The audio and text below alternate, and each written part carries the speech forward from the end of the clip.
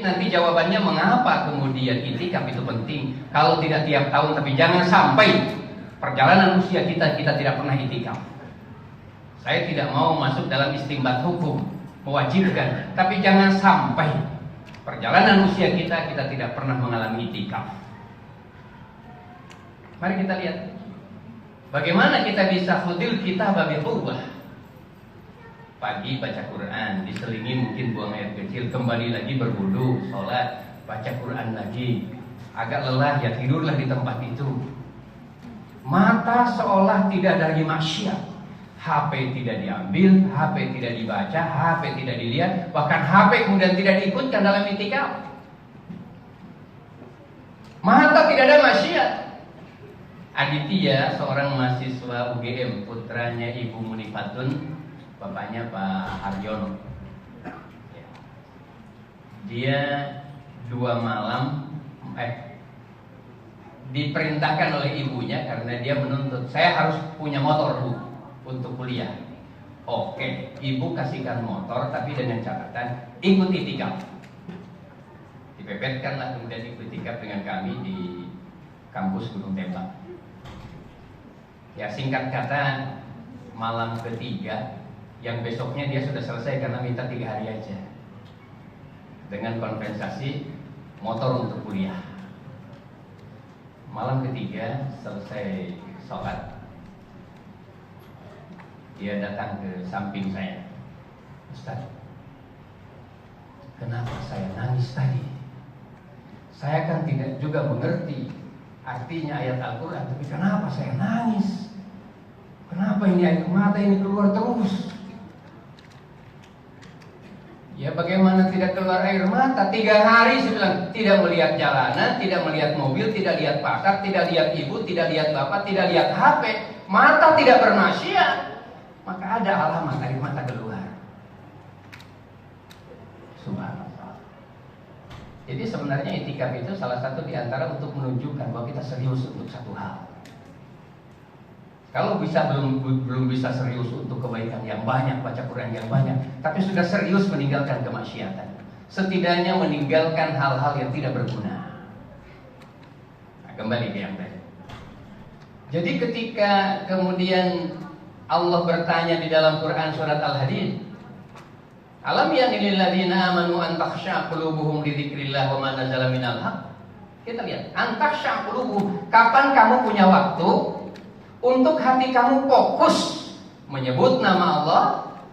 Yang kedua, untuk merasakan nikmatnya membaca atau mendengar atau melihat orang-orang yang berada dalam ashabul Quran, orang-orang yang bersahabat dengan Quran. Kalau kita belum bisa bersahabat dengan Quran, dekatlah dengan orang-orang yang bersahabat dengan Quran. Kalau belum bisa baca yang sempurna, dengarkan orang-orang yang sempurna bacaannya. Tidak mungkin kemudian Allah tidak memberi apa-apa. Keseriusan itulah yang kemudian nanti Allah berhikmah. Entah kemudian istri kita sembuh penyakitnya, entah kemudian masalah kita diselesaikan oleh Allah, entah kemudian anak kita kemudian tiba-tiba mendapatkan beasiswa ke Madinah, atau entah ada hal-hal yang kita tidak duga, yang tidak bisa diselesaikan dengan tangan, tidak bisa diselesaikan dengan uang, bahkan tidak bisa diselesaikan oleh semua orang yang mengelilinginya. Allah menyelesaikan masalahnya. Banyak yang Allah bisa pantulkan dari bola biliar kehidupan ini ketika kita serius dengan satu hal. Anta sya'akulu, kapan kamu punya waktu? Ya tentu yang paling sederhana, kapan lagi kalau bukan Ramadan? Ibaratnya bulan Ramadan itu kan semua orang bermandikan dengan air yang sangat jernih di sungai yang sangat ngalir. Tapi tiba-tiba ada orang yang kemudian bukan hanya tidak mandi, tapi mandi dalam comberan. Masa di bulan Ramadan juga kemudian kelalaian masih dilakukan? Di saat kemudian Allah meminta mengurangi makan, mengurangi makan, bukan tidak makan, mengendalikan makan, bukan melarang makan. Subhanallah. Untuk apa? Agar terasa kebutuhan rohani ini, kebutuhan emosi positif ini, kebutuhan pikiran-pikiran ilahi ini, kemudian betul-betul diterjemahkan oleh diri kita dari cinta dan kasih sayang Allah Subhanahu wa Ta'ala. Ya, lebih sederhana lagi kalau ada orang mukul begini. Ya, tapi kalau adik Armando kan memang banyak yang memukulnya ya, dan dengan alat macam-macam. Tapi mukul keroyokan gitu ya. Tapi satu orang saja karena dia punya kemampuan karateka yang luar biasa menghadapi 4 begal. Menghadapi 4 begal, tapi karena pukulannya ada isinya, pukulannya ada energinya, mungkin bukan lagi gebuk begini, mungkin satu kali. Pantulan energi kinestetiknya berada dalam posisi antara massa dan volume energinya itu dikalikan dengan sekian kali. Saya mungkin apa yang terjadi? Tergeletak, ambil kemudian pisaunya, apa yang terjadi? Tinggal ditusukkan. 2 diantaranya meninggal. Lepas dari para persoalan menyangkut politik dan suasana yang hari ini sedang dibicarakan, viral. Tapi dengan tegas dia katakan, tak mengapa. Aku masuk penjara kalau toh pada akhirnya hukum harus sampai pada diri saya. Toh saya membela apa yang bisa saya lakukan. Walaupun pada akhirnya menurut informasi rekaman terakhir dia dibebaskan. Kan membunuh deliknya, tapi dalam rangka mempertahankan karena dia dibegal. Ya. Kembali, betapa hebatnya kemudian situasi yang serius. Subhanallah. Bapak yang saya hormati, Ramadan ujungnya takwa dan harus dicapai. Allah menyampaikan salah satu ayatnya apa? Fattaqullaha mastata'tum. Kalau memang energi takwa itu bisa menghadirkan rasa cinta kamu kepada Allah, rasa malu kamu kepada Allah, kemudian rasa takut kamu kepada Allah, mastata'tum. Fokuskan, kuatkan, optimal.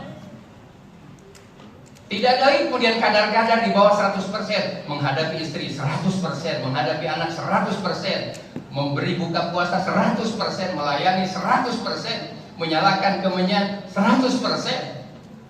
Semua dioptimalkan, tidak ada yang sekedarnya.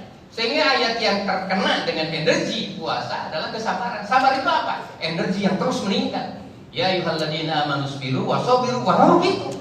Ibarat sedang perang. Ujung-ujung perjalanan kemenangan tidak boleh dilonggarkan, harus ditancapkan. Sabiqun bil khairati biidznillah. Ditanjakan, tidak bisa dengan rem biasa, tidak bisa dengan gas biasa. Dia harus berada dalam posisi antisipasi jarak dan kuat.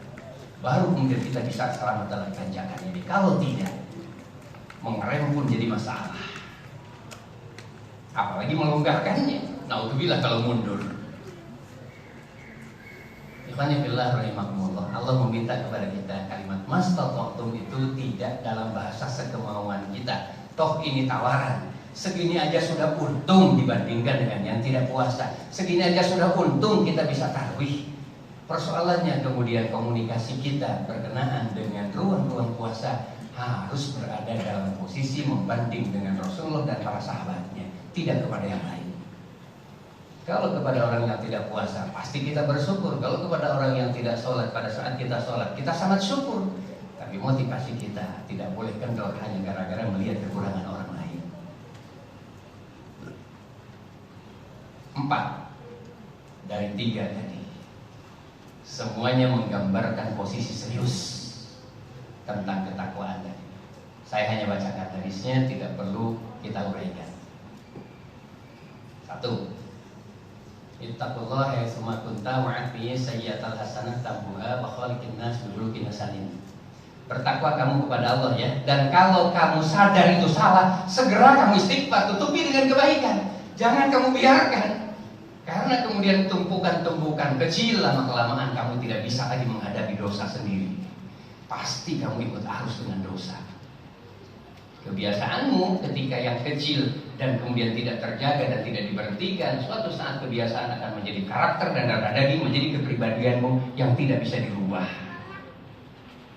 Subhanallah, Ramadan ini diberi kemudahan oleh Allah. Siapa yang tidak bisa merubah karakter di bulan Ramadan? Bisa, karena Allah janjikan.